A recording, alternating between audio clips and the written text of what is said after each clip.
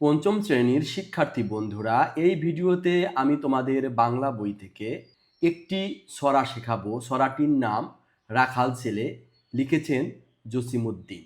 রাখাল ছেলে, রাখাল ছেলে, বারেক ফিরে চাও, বাঁকা গায়ের পথটি বেয়ে কোথায় চলে যাও?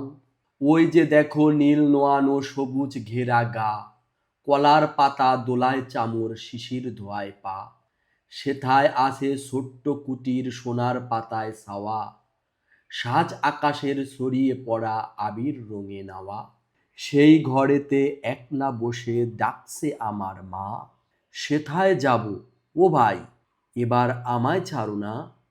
রাখাল ছেলে, রাখাল ছেলে, আবার কোথা যাও? পূব আকাশে সারলো সবে রঙিন মেঘের নাও, ঘুম হতে আজ জেগেই দেখি শিশির ঝরা ঘাসে সারা রাতের স্বপন আমার মিঠেল রোদে হাসে।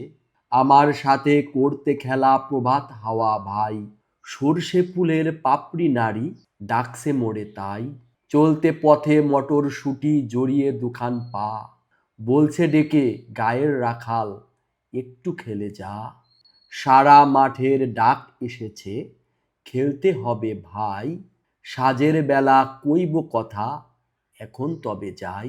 এখন আমরা এই ছড়াটির কিছু গুরুত্বপূর্ণ শব্দের অর্থ শিখব।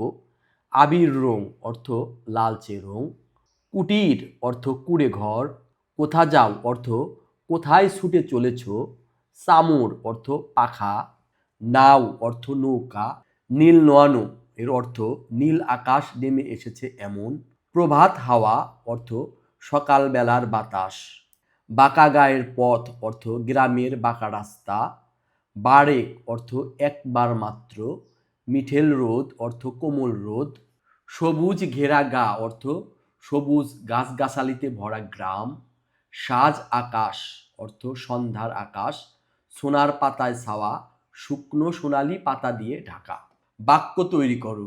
এখানে ১, ২, ৩, ৪, ৫টি শব্দগুচ্ছ দেওয়া আছে। এই শব্দগুচ্ছগুলো দিয়ে আমরা বাক্য তৈরি করব। একলা ঘরে, একলা ঘরে বসে রাখাল ছেলের মা তাকে ডাকছে। রঙিন মেঘ, পূব আকাশে সকালে রঙিন মেঘের নাও ভাসতে দেখা যায়। কলার পাতা, বাতাসে কলার পাতা চামরের মতো দুলছে। শিশির ঝরা, ভোরে শিশির ঝরা ঘাসের উপর দিয়ে হাঁটতে খুব ভালো লাগে।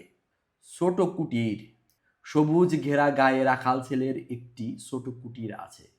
মিল শব্দ লিখি। এখানে ১, ২, ৩, ৪, ৫টি শব্দ আছে। এগুলো দিয়ে আমরা মিল শব্দ তৈরি করব। চাও এর মিল শব্দ যাও, ডাকছে এর মিল শব্দ সাজছে, জেগে এর মিল শব্দ মেঘে, হাসে ঘাসে, জড়িয়ে ছড়িয়ে। প্রশ্নের উত্তর বলি ও লিখি।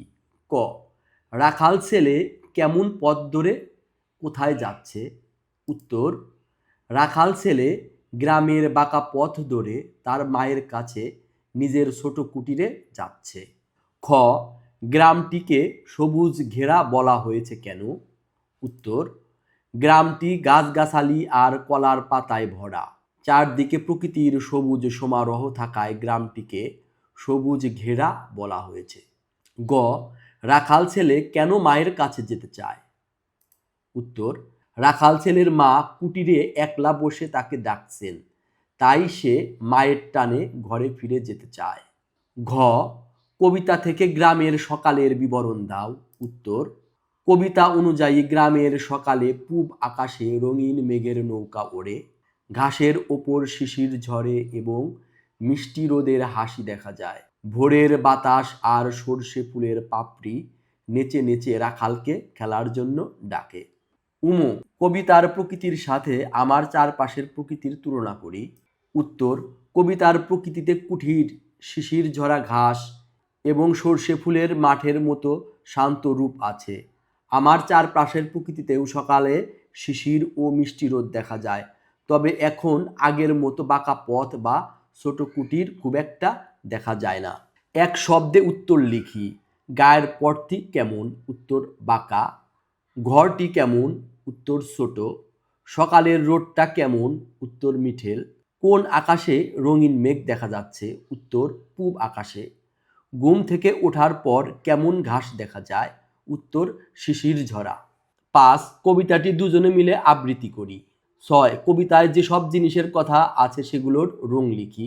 কলার পাতা এর রং সবুজ, গায়ের পথ এর রং মেঠো বা ধূসর, মেঘের নাও এর রং রঙিন, রোদ এর রং মিঠেল বা সোনালি, আবির এর রং রাঙা বা লালচে, সর্ষে ফুল এর রং হলুদ। সুপ্রিয় শিক্ষার্থী বন্ধুরা, ভিডিওটি কেমন লাগলো? ভিডিওটি ভালো লেগে থাকলে চ্যানেলটি অবশ্যই সাবস্ক্রাইব করবে এবং এরকম আরও ভিডিও পেতে পাশে থাকা বেল বাটনটি ক্লিক করবে। ভিডিওটি দেখার জন্য তোমাদের অনেক ধন্যবাদ।